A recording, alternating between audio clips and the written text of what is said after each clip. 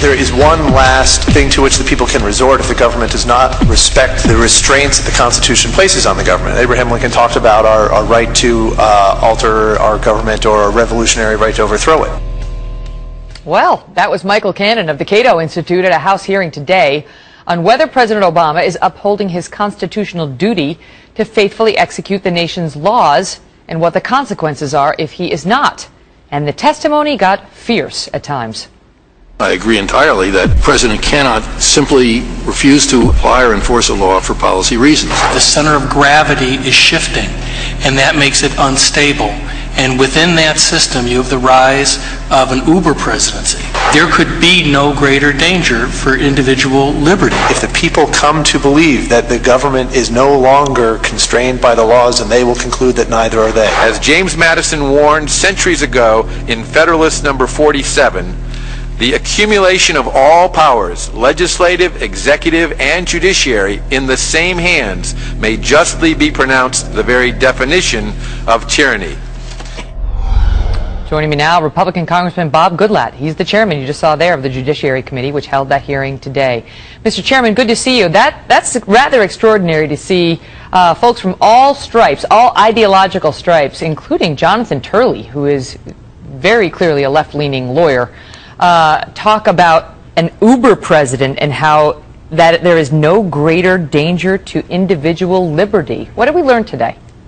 Well, I think it's very clear that the public's attention to this problem is growing, and it's responsible for individuals like Professor Turley, who actually supports Obamacare, supports some of these other policies, big time, but says the president does not have the authority to rewrite that law. And even when the Congress says, well, you know, we should extend the employer mandate, he ignores that and threatens to veto it, instead simply does it himself. It's a serious problem. People are waking up to it, and that's a good thing. Okay, but the question is it an abdication of duty, these extensions he's granting under Obamacare and so on, you know, just issuing, or is this within his discretion? Because there's case law that these administrative type things, you know, postponement of tax collection, which he could say this is, that's all okay to do administratively and with just a stroke of a pen. Well, it's a matter of degree. There's no question that there is a certain amount of discretion. The Constitution requires that the president take care to faithfully execute the laws. That doesn't mean completely execute, but faithfully execute means to follow the congressional intent. And when the congressional intent is not reflected in how he expected the law to work out, he doesn't have the authority to simply change it and say, I'm changing it. He needs to come back to the Congress for authority. And why he doesn't do that? Because there is a very great divide in the Congress about an issue like Obamacare, and he needs to negotiate. Let me ask you this. That's what the legislative branch is for, though, is to make those hard negotiations, and the lawmakers are the authority to pass laws. There's a reason we have divided government. All right. That's right. What is the difference between what President Obama is doing now with all these executive orders and declarations, and President Bush and the signing statements that were so controversial?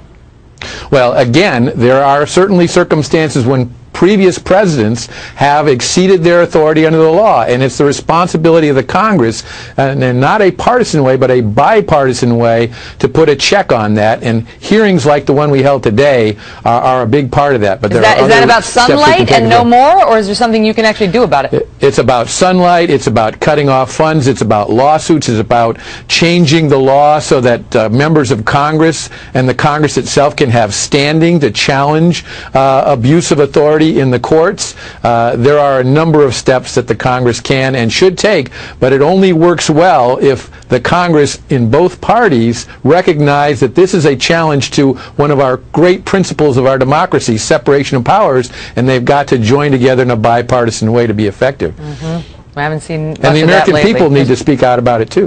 Mr. Chairman, thanks for being here. Thanks, Megan.